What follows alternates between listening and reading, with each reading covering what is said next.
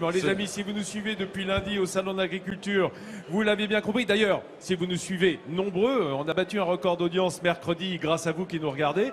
Eh bien, j'ai envie de dire, l'innovation, c'est le maître mot cette année, Nathalie Schrein-Guillermin. C'est vrai, tu as raison, on en parle toute la semaine, sauf que ce matin, je vais m'intéresser à la mode dans l'univers de l'agriculture. L'innovation, ça? Oh, si, en quelque sorte, oui, d'accord, tu as à moitié raison. Alors, Julie, j'imagine que lors de vos pérégrinations avec les carnets de Julie, vous avez été amenée à croiser des agricultrices. Non.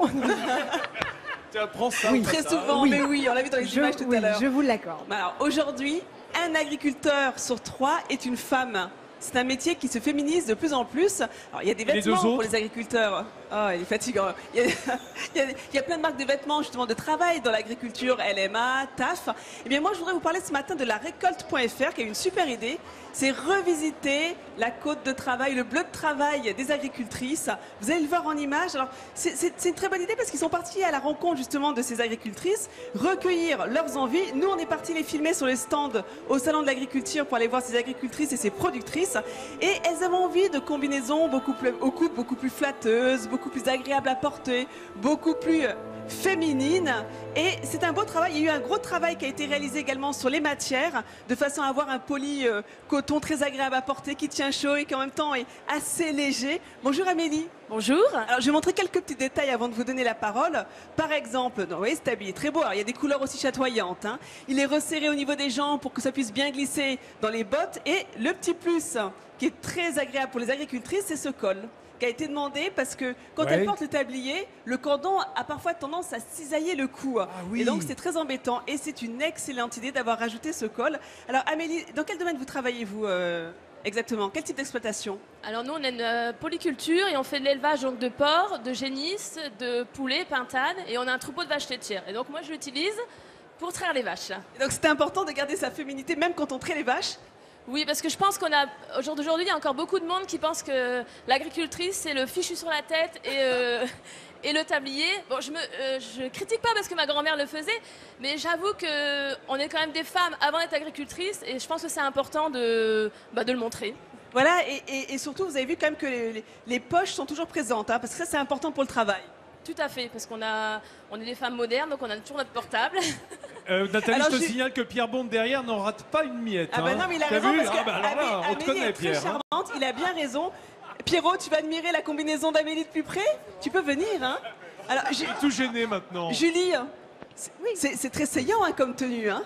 Mais absolument, j'étais en train de regarder. Et surtout, vous m'avez dit tout à l'heure que c'était une fabrication française. Donc dans la quand même Somme. Coup double. Exactement. Ouais. C'est du made in France. Et ça, il faut le dire parce que bon, voilà, les tissus français ne sont pas si courants aujourd'hui. Et on sait très bien que c'est souvent à moindre coût qu'on fait fabriquer très loin.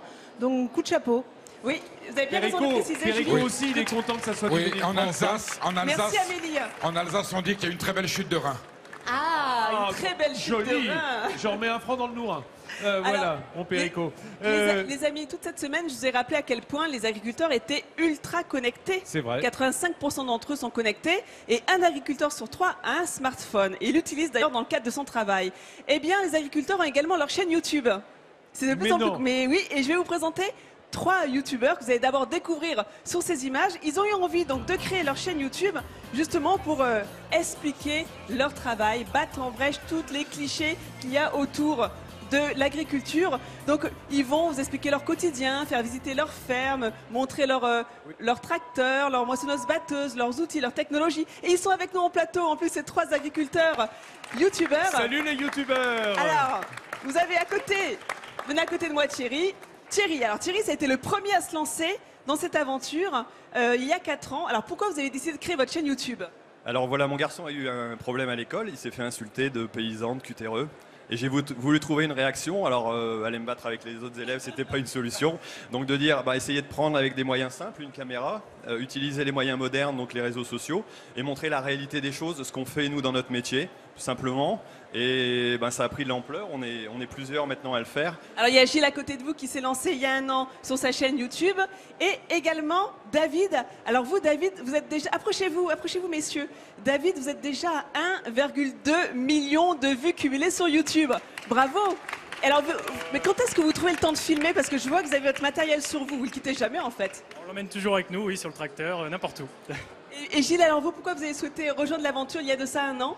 C'est pareil, c'est vraiment pour expliquer mon métier et que les gens puissent apprendre à mieux nous connaître, nous les agriculteurs, et que ce soit les agriculteurs qui parlent d'agriculture. C'est vraiment l'objectif. C'est très important. Julie. Non, il y a une chose qui m'a surprise dans ce que vous avez dit et en même temps, bon, je peux le comprendre, mais pour moi, paysan, c'est pas du tout une insulte en fait. Alors ça a sans doute été dit sur un Aucun ton. d'entre nous, hein, Mais je te non, parce que rassure, vous hein. disiez que votre fils avait été insulté et on l'avait traité de paysan. Alors de c'est cutéreux. dans le ton, j'imagine. Oui, c'est Mais dans en le ton, soi, dans la c'est un mot forme. magnifique. Et il y a d'autres termes que j'utiliserai pas qui étaient beaucoup plus sévères.